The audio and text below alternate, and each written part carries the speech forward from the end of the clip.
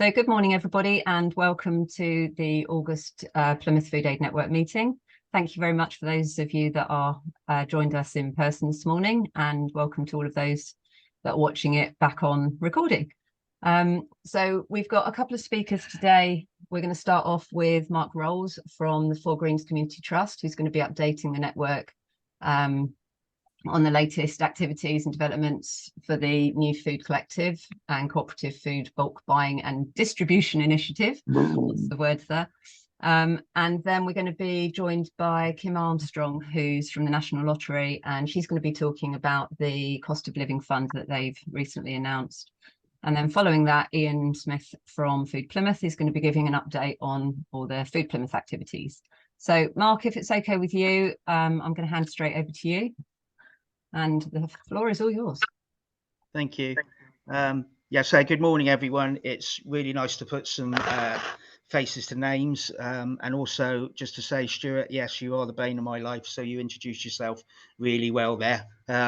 All jokes aside, and Eve, I think I do know who you are. So on a serious note, I think although I've been introduced as from Four Greens Community Trust today, what I'm talking about is actually Four Greens is just a very small part of trying to get this project up and running.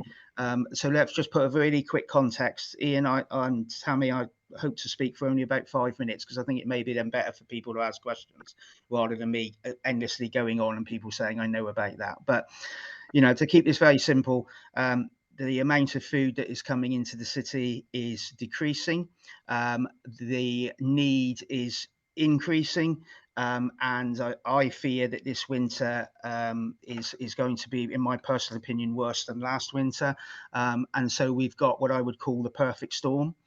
As well as the emergency food work, which many of these great organisations, it's lovely to have Saltash here as well, are doing in Plymouth.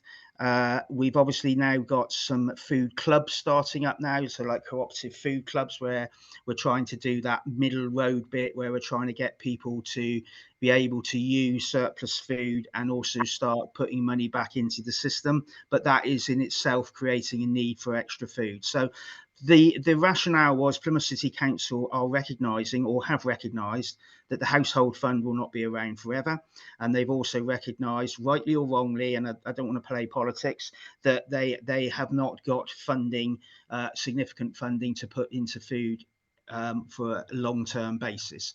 So we've also obviously got Fair Share that does a fantastic role in bringing food into the city, and this project has to work in parallel with them. Well, I think parallel is probably the wrong word. It has to work in partnership with them, and we are seeking meetings with Shelley as we speak.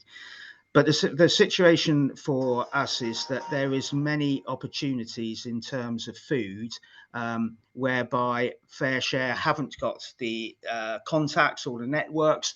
If we wanted to bulk buy food, and we can all come together to get better prices right from the wholesalers, getting fruit and veg and stuff from suppliers in our Tamar Valley and other areas who have said they'd be more than willing to supply to us, but they find it very difficult at the moment to just supply individually to groups, but they prefer to send us 50 pallets of something. Then at the moment, there's no system in place in Plymouth to be able to deal with that. So as part of an ongoing discussions with Plymouth City Council that have involved many organisations, so I know John from TPT has been involved, our Community Trust has been involved, ourselves have been involved, Ian and Tammy.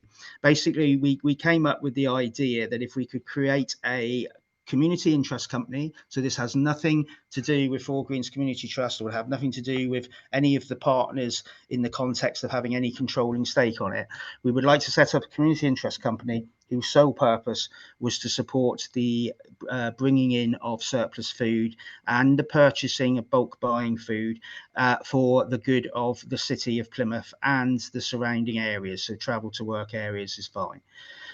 The situation, therefore, is that a group has been put together, and a presentation and a paper has gone to Plymouth City Council. And basically, we have asked for £200,000 to set the CIC up. The reason for that is that what we're looking to do is we wish to get a proper warehouse which can be properly kitted out, and we wish to be able to staff that warehouse with at least what a funding manager and technically a CEO, or both, obviously a warehouse manager, potentially. And so the 200,000, I need to be really clear here, is not going to be coming from the household fund. The household fund has to be spent for food. So any money that we may ask from the household fund for food has to be spent by March the 31st. But anything to do with warehouses, staffing, volunteer costs, insurances, business rates, etc., has to be done separately. So alongside this is a potential mass crowdfunding campaign, which would be put together, which would be done as a Plymouth-wide campaign. And Ian and Nat won't know this, but I've already had discussions with some major players such as Babcock and others, whereby we would be trying to raise between 150 and 200,000 from the crowdfunder, but we would be doing it on behalf of the city. And so that way then is that as much funding as that we can get from the crowdfunder means, again, that we're not taking money from the food chain in order to put the operation of this warehouse stroke, this collection of supplying of food together. The issue would be is that obviously I know I'm going to be asked questions around, okay, that's great. So how do we get on board with that? So if I was Plymouth Soup Run, or I was Saltash Food Bank, or whatever, how are we actually part of that system? How can we get food from that system coming into our operation? And I mean, it's interesting to hear from the person from Hamo's house, but it just alone in Devonport, I'm aware of 4 or 5 brilliant projects that would all be desperate to get additional food. And so one of the things that we're working through at the moment is obviously there is the geographical needs. What we're looking at is a 3-strand approach. So strand 1 is literally emergency food. So this is at crisis point. So things that probably provide Devon do, probably things that Saltash Food Bank do, etc. This is crisis point intervention. The second intervention is the second strand, is whereby we're trying to develop these food clubs where basically people then are putting some money back into the system. And so we're starting to be able to self-generate and create income, which means then where we have to buy food.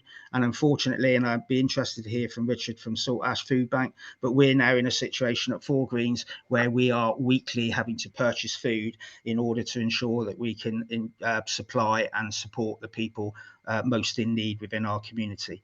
And then there's a smaller third strand, but a very, very important third strand, and that is the educational strand, because we really believe that to support people and to educate people in terms of how to cook food, knowing actually what food looks like, they can name it, is really important. And at the moment, there's some great organisations out there, I'm aware of Tammy and so on, but actually we need a coordinated approach, and it needs to be done over a period of time where it's actually going to make a real difference, and not whereby it's just hand to mouth with funding and you do 4 weeks and then you haven't got enough funding to do more. So it sounds quite utopia, but when we first put this together and said 200,000 from the city at the moment indicated that, subject to the writing up of the full business plan, that they think they could find that funding from a variety of sources.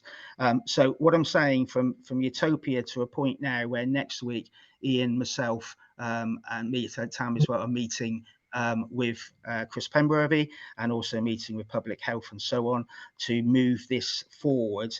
And it will be a CIC, so it's separate directors, which will be asking out for people who will wish to be directors of this company. But at the end of the day, this is about trying to ensure that additional food comes into the city and is equitably distributed across the city. But I think I have to be honest and say, if FareShare's got a waiting list, and Ian, you can probably confirm the size of the waiting list, we will have to make decisions in terms of how we get it distributed to those points whereby it is most at need.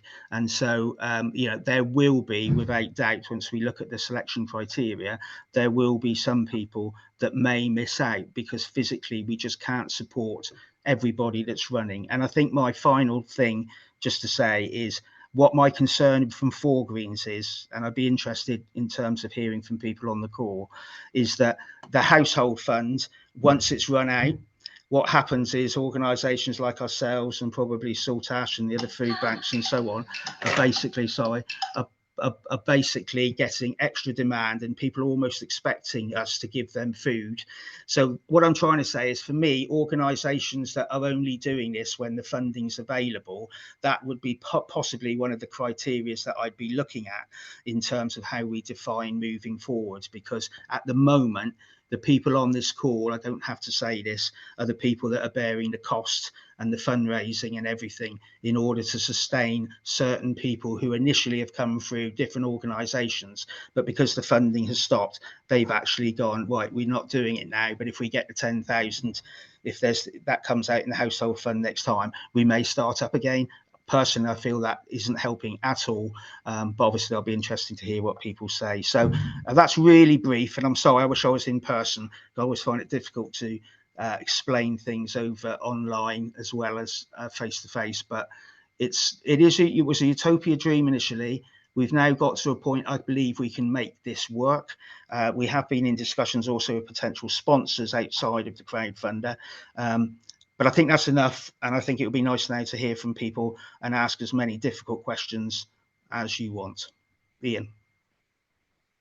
Actually, I'm just going to chip in. Thanks, Mark.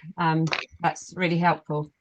Before we move on to questions, I just wanted to let you know we are expecting Kim, as I said, from the National Lottery, and she only has a very short window to pop in. So if we start questions and having a general chat, but when she comes, if we could just pause that, let her speak, and then she'll need to go again, we can pick this up. Hopefully that's all right. Yeah, we can pass any additional questions on to Mark, and the same applies to people watching this on catch up on the recording. So we'll collate all that and then get responses accordingly. So yeah. So if anyone has any questions, feel free to ask away.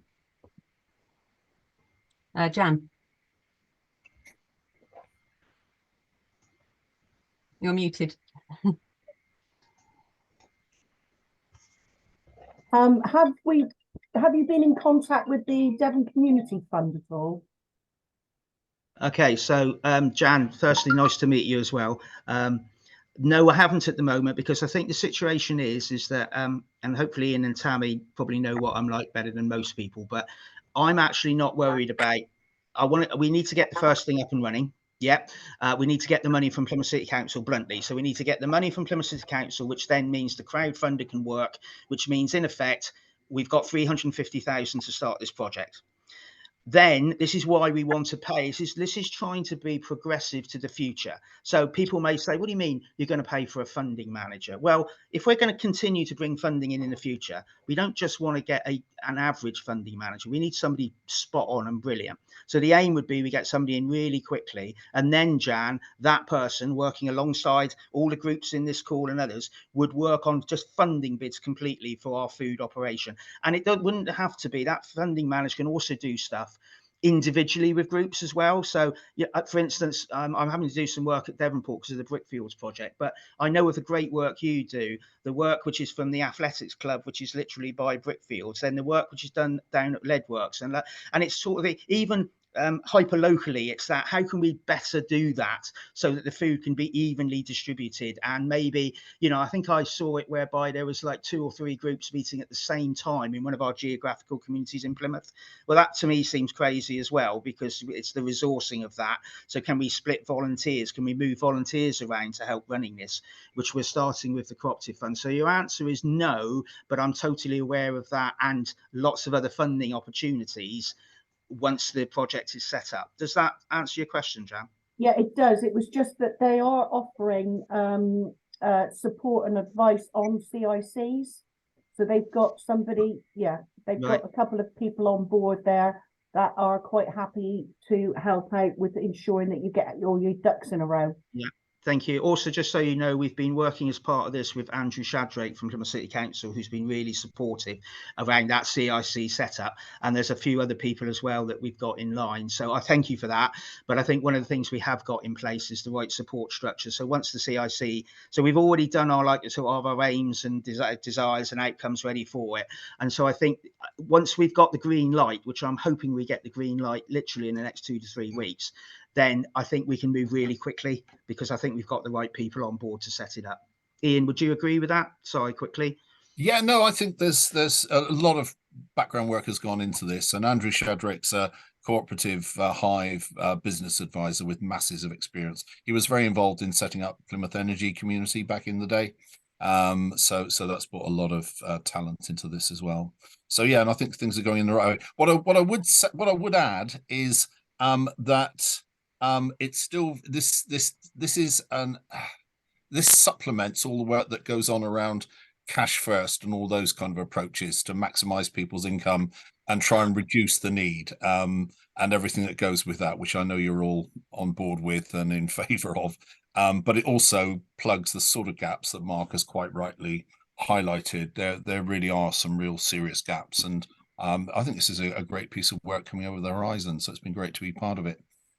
So that's where I am. I think Kim is now with us. Yeah. Is it okay if we freeze the conversation there? Thank you, Mark, ever so much for that. It's brilliant that you could come. And we'll pick up the conversations then and pass everything on to Mark as it comes. Ian, can I just ask just one very literally 10-second thing? Is that obviously I've mentioned to you about we've requested 200,000 from Plymouth City Council. We want to be open and transparent. We're still in those final negotiations with that. So I just would be grateful for the members of this group just to keep that to themselves at the moment, because obviously I don't want to have a situation where they say you've told people we've got it. That's not what I've said. I've told people that that's the indication. Is that okay, Ian? Yeah, you're negotiating it. It's not, I'm sorry I had to leave. Okay. Bye. Yeah. Cheers, guys. Thank you. Bye-bye now. Yeah. Thanks, Mark. Yeah, because I think what Mark's saying there is this will need proper council sign-off and a proper official decision on it, you see. So that will be part of all that. So it's what's the word I'm looking for? A fairly solid aspiration that's turning into into something else, but it is aspirational at this point, really. Okay, thank you. Yeah. Thanks, Ian. Hello, Kim. Welcome to our Plymouth Food Aid Network meeting. Thank you very much for joining us.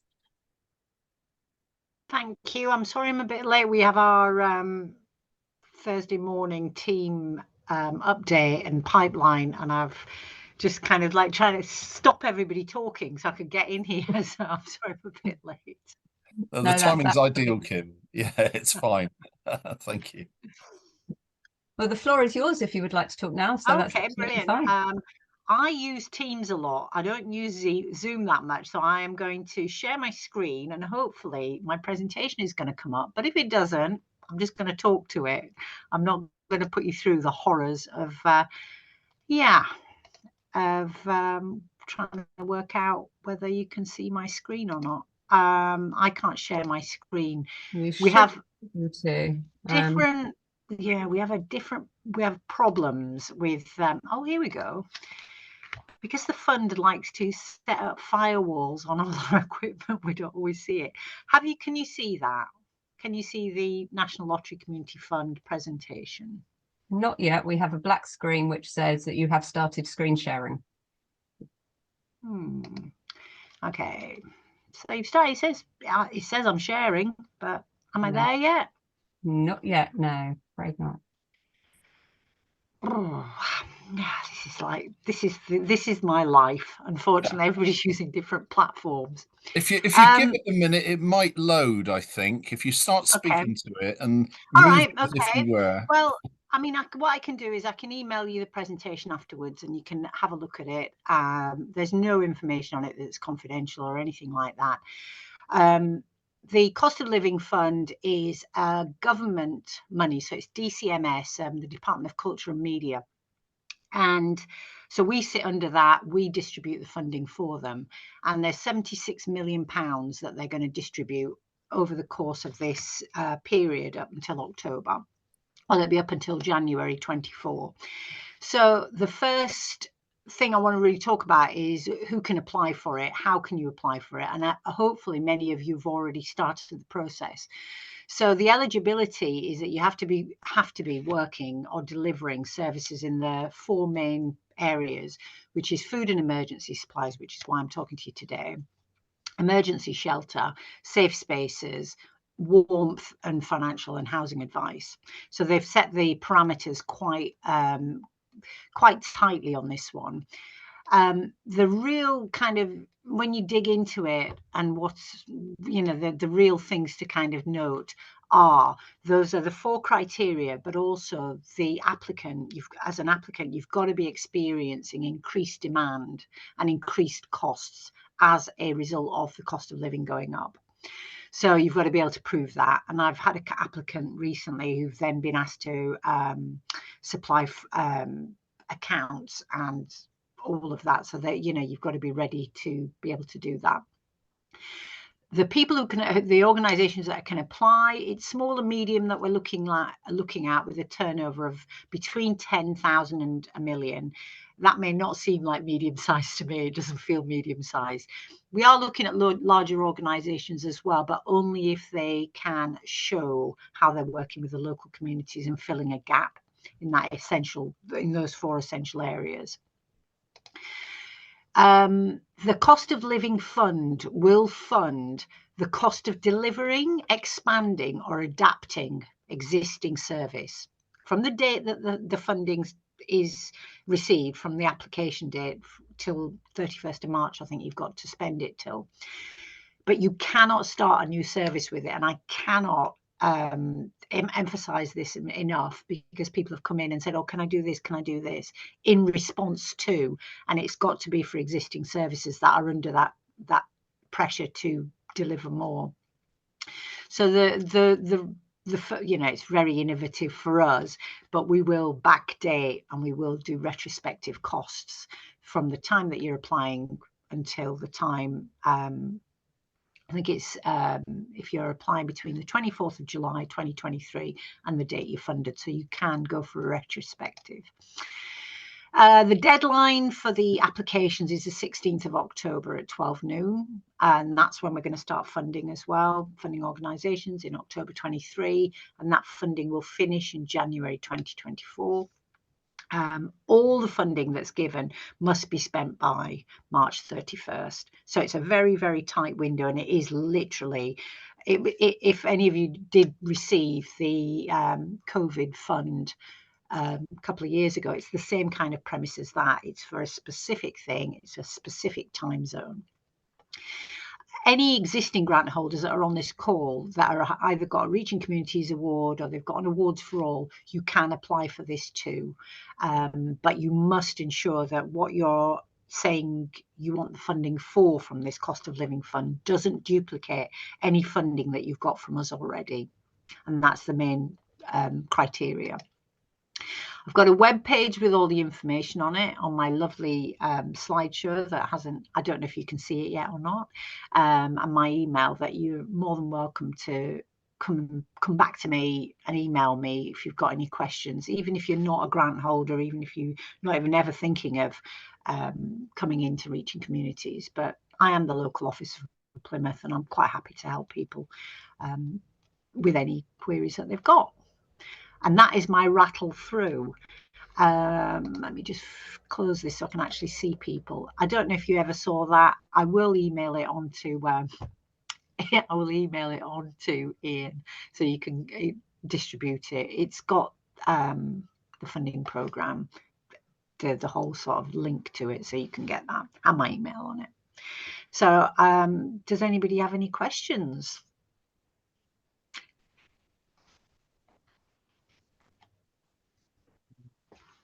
Everyone's very quiet. Probably it's a rattling, it's a rattle through.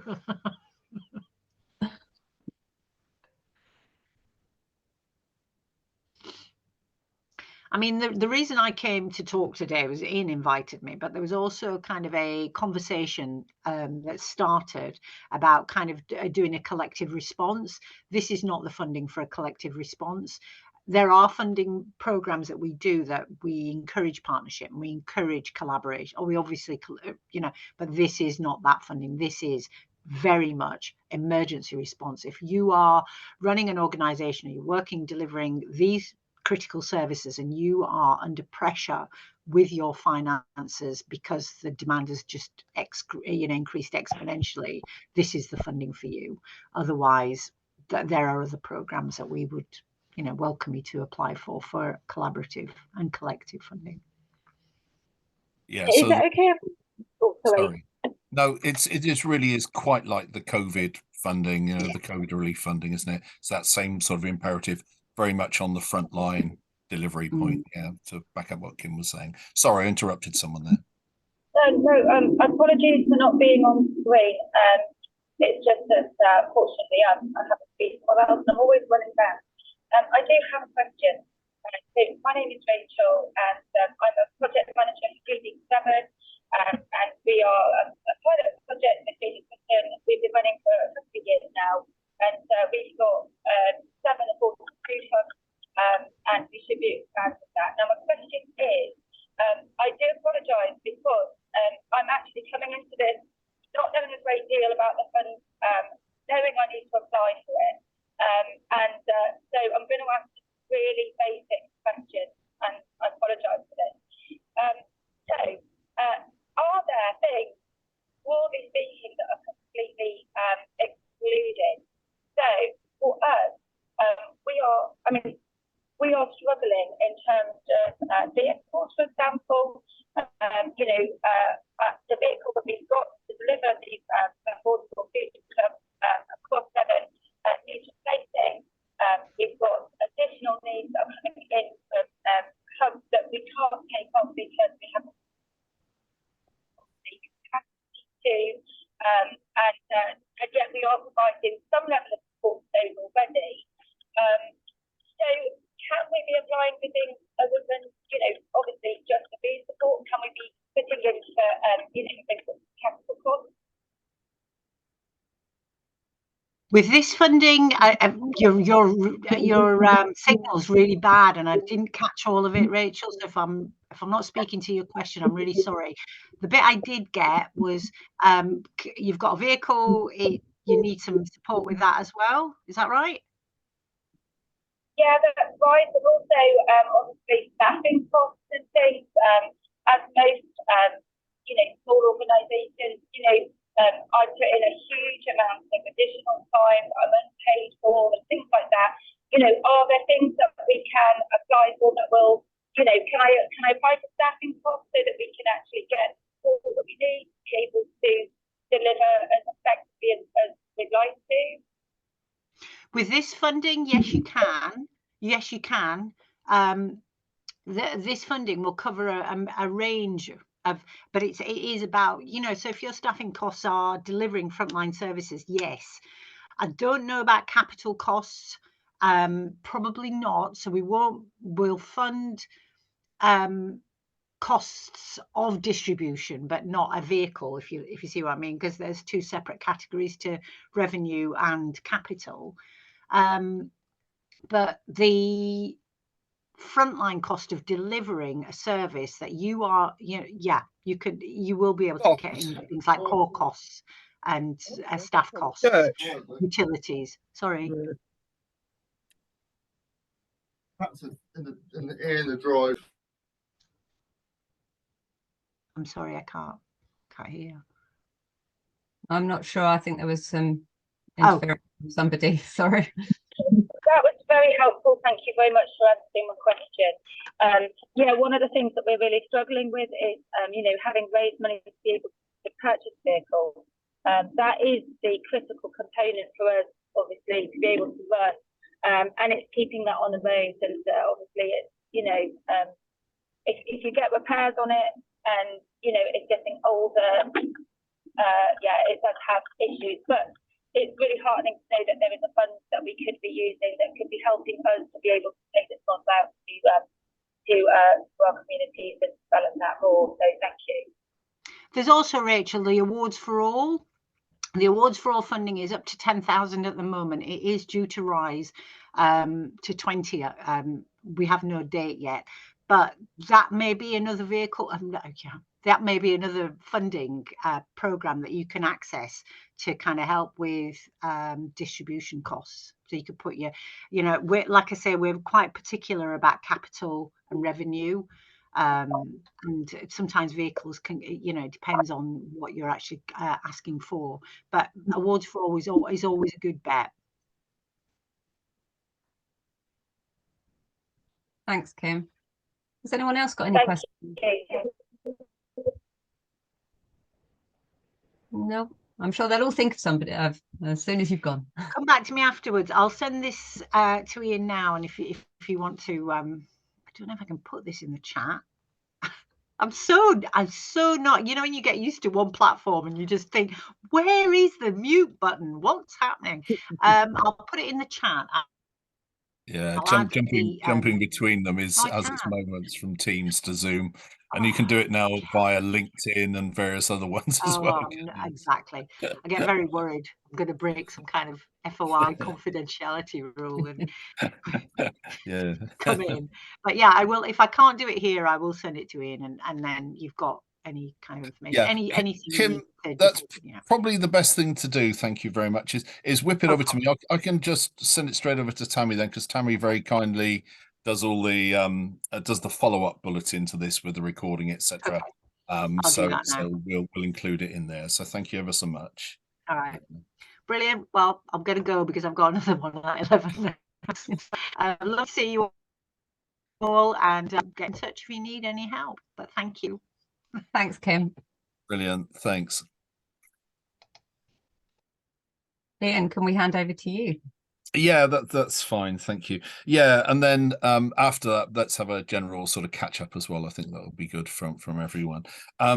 So really interesting with Kim, because she's learned a lot, I think, about Plymouth Food Aid Network, food aid generally, food support generally in Plymouth, and this network getting ready for this. So I think that's been a very helpful exercise in itself. So it's great she could come. So if you're going to apply for this fund, please let us know, and we'll do anything we can to support individual applications. We always offer to do that as a sort of critical friend to the bid writing you're doing. I was just thinking, Roger, for some of the issues you've been presenting, for as long as I can remember now, I wonder if it might be of help to you in the Key and Green Places, for example.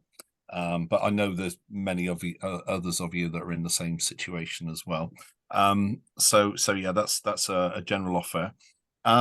So just to say that there's a heck of a lot going on in Food Plymouth. I won't talk to you about all of it, because I'll just be here for the rest of the session, and I'm not sure it's entirely relevant to all of you all the time. I think what I would mention is that there is a lot going on around food insecurity in Devon generally, much wider than the Plymouth local authority area. And was it the lady that was on from Hammos earlier mentioned the Devon Community, I think she meant Devon Community Foundation when she said Devon Community Fund. And so Devon Community Foundation are heavily involved in food insecurity work, across the county, including links with Plymouth and links with Torbay as well. So it's worthwhile bearing that in mind. So I'll keep you posted as to where that goes next. But just to almost get that in as a marker in the sand, as it were. Our next meeting of this group is going to be on the 14th of September, online again at the usual time. At that meeting, we've got Kevin Tapscott coming along from the Changing Futures Volunteers program. So Changing Futures is a levelling up agenda initiative in Plymouth. And they've got some amazing work going on around volunteering. They've got a very good volunteering network going on. And one of the good things coming out of that is that they're offering some volunteer training.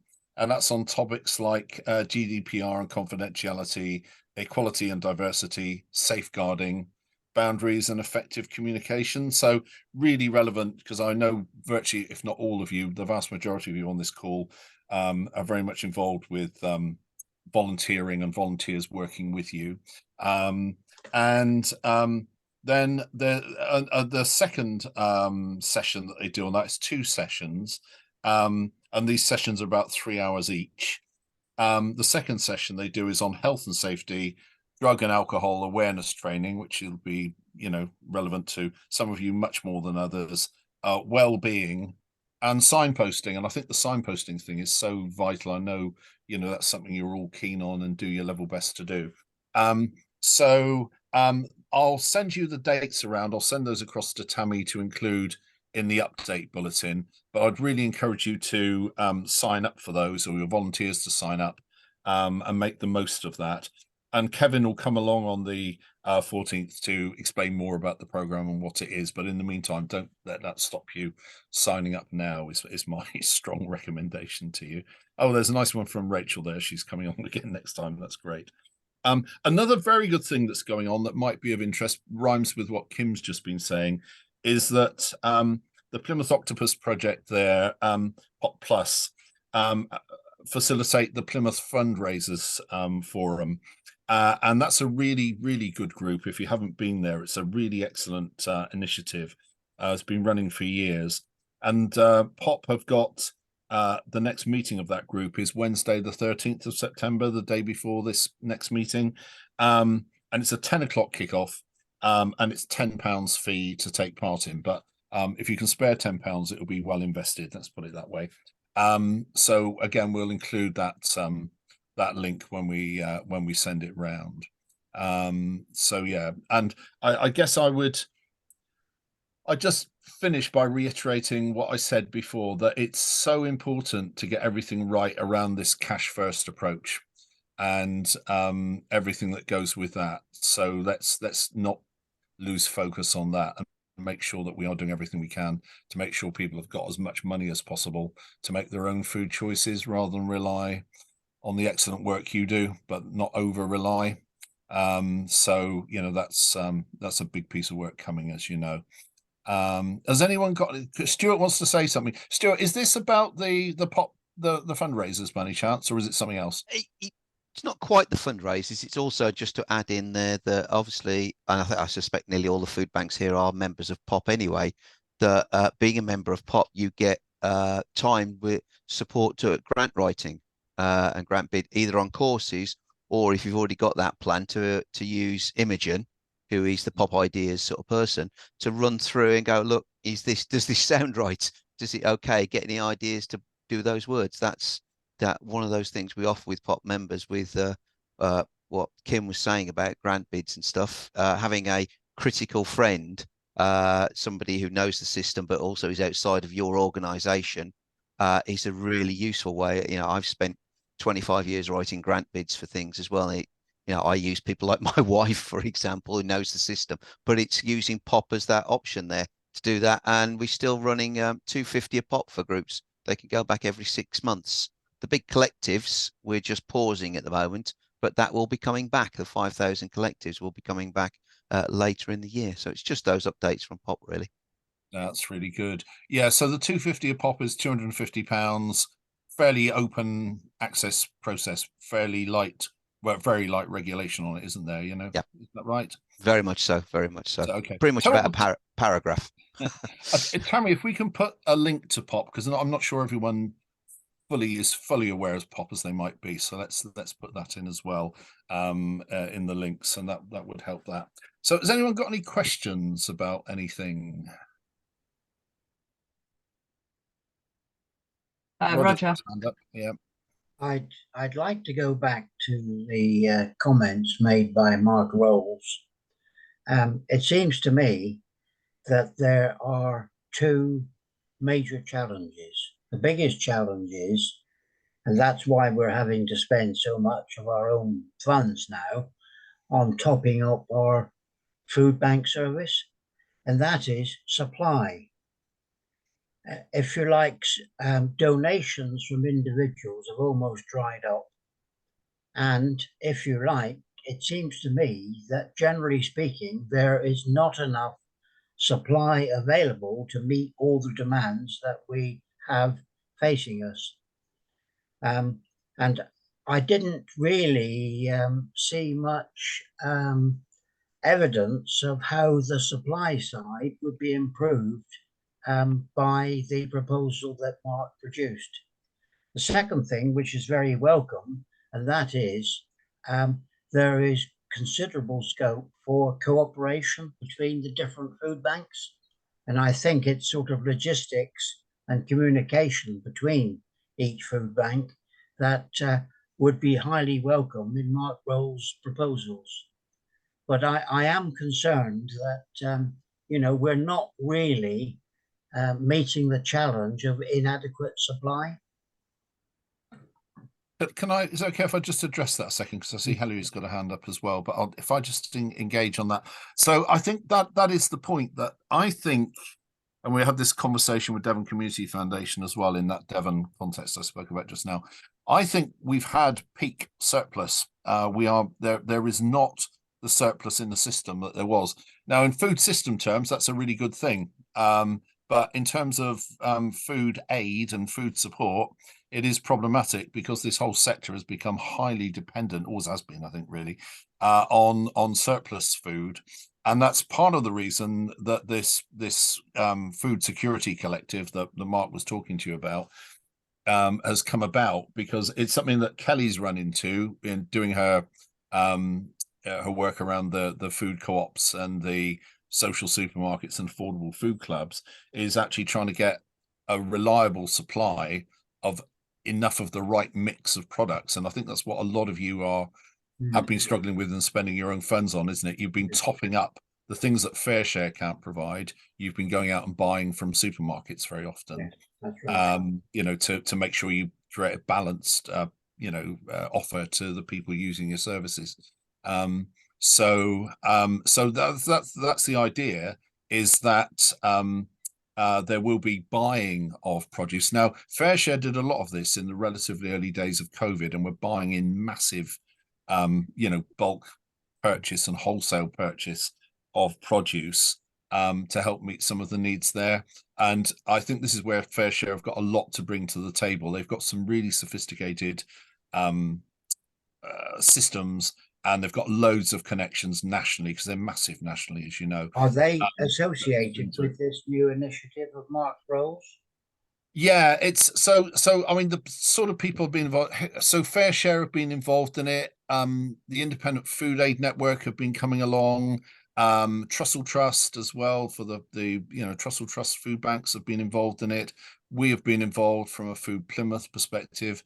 Tammy, more as mixing between the Food is Fun and the Food Plymouth side of things and Food Aid Network side of things. So yeah, so there's been a massive conversation with a whole bunch of people involved to try and create a sensible offering. But the point is that, you are on the front line, as we all know, and you will be the customers of the service as and when it comes about.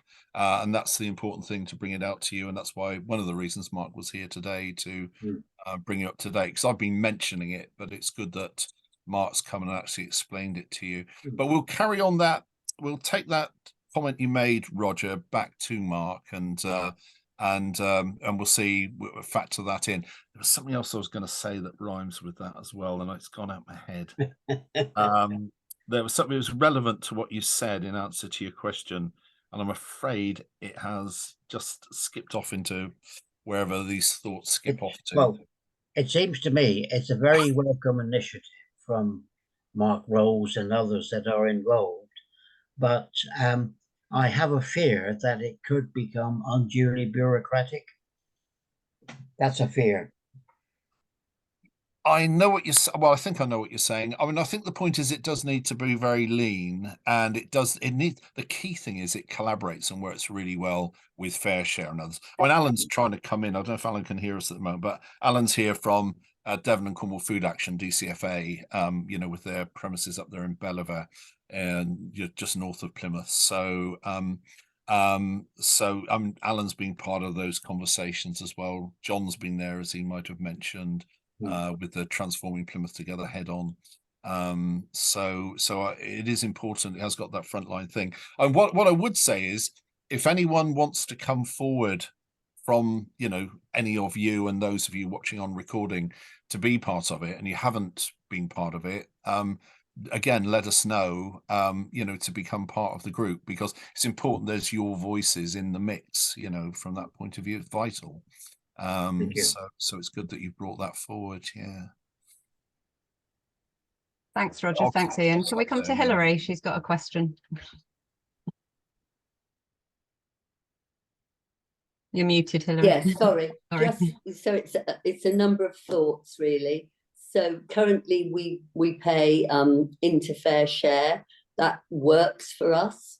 I would be anxious to know how the food coming into the city was going to be divided between, say, fair share and the new initiative. Would we have to pay into the new initiative as we pay into fair share? Great that Alan's just come on board, because one of my questions also was, where will DCFA fit into it? I'm also conscious that our need for this on the soup run is very different, probably, to the food that the rest of you need. And I suppose I'm slightly concerned that we might miss out because our need is very different. It's really quite specific. Yeah, so those are my sort of thoughts. Mainly, will we have to pay in? Do you know if that's going to be the case? So I think the likelihood is, yes, you probably would be asked to pay in, because this has got to stand up. But at the same time, it's also got to provide, it's got to be very good value for money, and it needs to be affordable for what you do. And it's interesting. I don't know if Mark actually mentioned it now, but there are these strands running within the project. One strand is the emergency food aid, which you're very much, you know, deeply involved in, aren't you? You're absolutely on the really sharp end of that. And there's been a lot of concern throughout for organisations like the Soup Run to make sure that whatever is done is helpful and not detrimental to the Soup Run in any way, shape or form. So that's the strand is that emergency support. That's strand one, which, you know, obviously you're very much involved in, and there's a lot of thought and, what's the word, concern around making sure that that is right, that is helpful to you. The second sort of strand of it was more the longer term, well, not necessarily longer term, but the less acute but still very important food support, and that's where the social supermarkets and the affordable food clubs and the food buying co-ops at sort of small scale residential level play into that, where people can afford a little bit but can't afford a full shop. Well, then they can have a full shop for a very, very good price. So it's meeting that as well. So I think a lot of this is actually, but so it picks up on Roger's food supply question. It may be the thought that was eluding me just now, is it's not so much as everyone competing and trying to grab as much surplus and wring the last tiny little bit of juice out the surplus that they can. It is very much about the trying to get you know, buy food, you know, wholesale, and actually contract and actually procure it as if you were a supermarket or something like that. You buy in massive, you know, to get the discounts and the best value on. And I think the thing is we'll be focusing on some of the key things. I mean, the one that you always been talking about, all of you over various times have said, you know, things around like pasta sauces, you know, the tomato-based sauces for pastas and those kind of things. You know, you that's an ongoing thing. What what he didn't mention, Mark, in that, because it's a kind of an extension of what we've been talking about, but there is a possibility of actually some manufacturing involved in this as well. You might recall that Brian Honey Morgan down at RANS Cold Rose back in the days of COVID was doing some really interesting work down there with produce from farms and surplus, and turning it into vegetable sauces, and then putting them into vacuum sealed plastic packs, which would keep for several months ambient, and if you froze them would last a lot longer. And it's that kind of thing, I think, that will be an extension for this. Like, you got to get the bulk buying bit right first, but there are ways and means of doing that kind of thing potentially as well, and that could meet some of the needs that you've been going out buying from supermarkets to meet. So that's another one to bear in mind. So that's a bit of a stretch, and it's like a phase 2, but it is something that might come along as a result of that, really. So does that partly answer that part of your question? What was the other part of your question, Hilary? I think that was the part about almost, are we going to be all right in this, was underpinning what you were saying, I think. But what was the second part that I've missed? Well, I did ask where DCFA were going to fit into it. I would have a concern about paying into Fair Share and paying into a new organisation. I mean, that's a lot of might be a lot of money to find. So, what one got in return would have to really benefit, wouldn't it?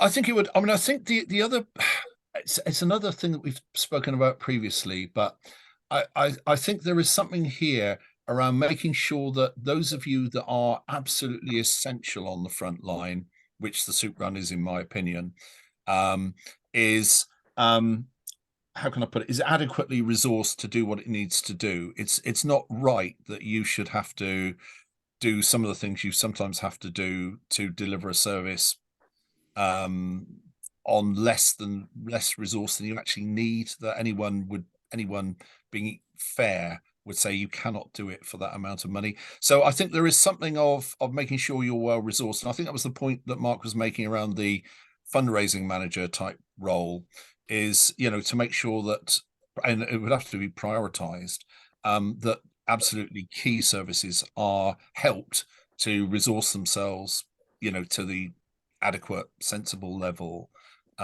So yeah, can't answer for DCFA obviously, but hopefully Alan will be on audio in a minute and will be able to say something. I think he already is. There's 2 of him and his twin. Oh, okay. Oh, yes. Yeah. Okay. Can you hear me, lovelies? Yes, we can. Oh, that's okay, because I'm going to try and turn one off. So forgive me, I'm having digital issues. Good morning, everyone. I hope you're all well. Lovely to take part today. Your concerns, Hilary, I think, for me, having had, 10, 12 years experience in poverty food solutions in Plymouth, I think, that the need is that we work together collaboratively and we look at everyone. So please, be assured that the soup run will never be left out, and I've never left you out from my perspective in any way or form. And if I've ever had whatever I've ever had, I've managed to get and will give to the soup run. And I collectively say that to all of you. It's about food share. And I know your concerns about finance. I think, to be honest with you, my experience lately, especially with the cost of living, but it's not just been about the cost of living.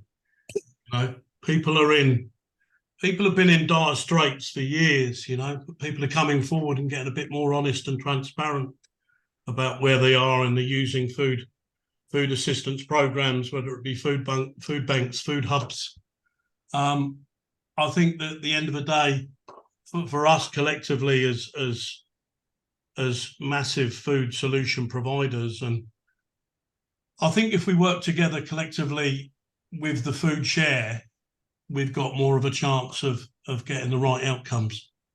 But Ian is very correct in saying it all comes at a cost, and that's what we're finding. I mean, I myself, as the director of Devon and Cornwall Food Action and the chairman, I can honestly say to you that a £5,000 electric bill a month has not been easy to find. But we're actually 83% of the people we look after now, and they're in their thousands, they work for a living on very low incomes. So most of them don't even qualify for any type of benefit, especially over the bridge in Cornwall.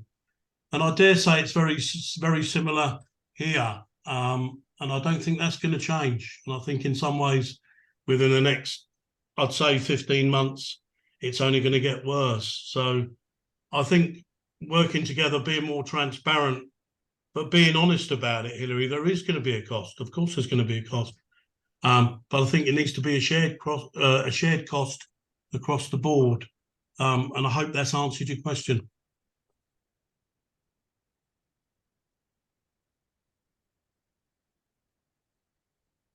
Yeah, you got a thumbs up from Hilary.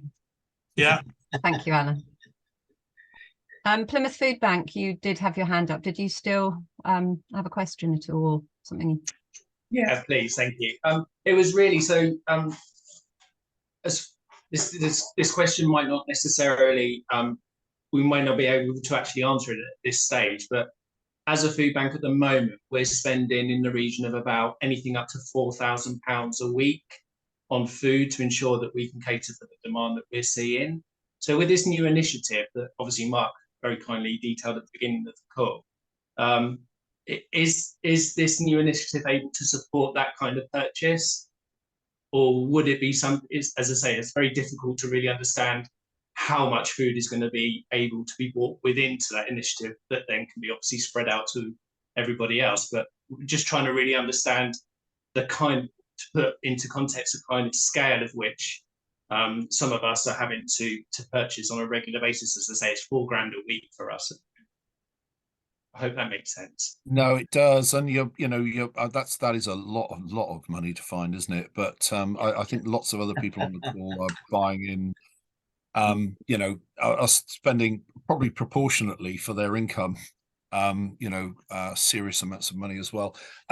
So I think that's part of the detailed financial planning piece that Mark referred to. Around, it's almost like, what's the value proposition of this? You can see the value of how useful it would be if you had sufficient produce, but then it's what is the cost to you of actually being able to access that, isn't it?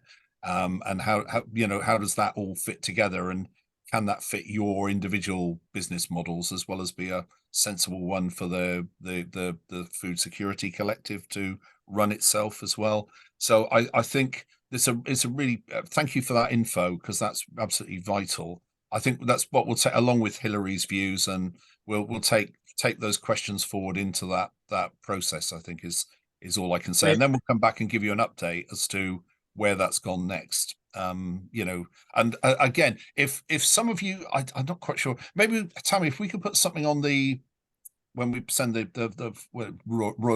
when you kindly send out the update, I wonder if we can just put something, because the Mark and Alan and other people on the group, John, myself, Tammy, I've been hoping that at least a couple of you from the actual frontline providers would come and be part of these discussions. So please have a think about that here and on catch up. And if you want to do that, let us know. If there's 3 or 4 of you, that would be fine. And then, you've got direct representation as well. Anyway, I'll shut up there because Hilary's got a hand up. Just to say, I just put in the chat, I think someone from the soup run needs to be part of the discussion. So if you could let us know the next meeting. It won't always be the same person, but we're pretty good at keeping in touch with each other. Yeah. No, definitely. Thank you. Hilary. Alan, did you want to say something? So No, I said fine. I think that's what's needed. Yeah, without a doubt. Brilliant. Right. Okay, well, I'll close it now and just say goodbye to everybody that's been watching online, because we have gone over our 11 o'clock. So I'll stop the recording, and thank you to those of you that are watching on catch up. And as Ian has said, please do contact us if you've got any questions or you want to discuss anything that you've heard on this recording and haven't had the opportunity to say. And we look forward to seeing you in September at our next meeting. Goodbye. Okay, thank you.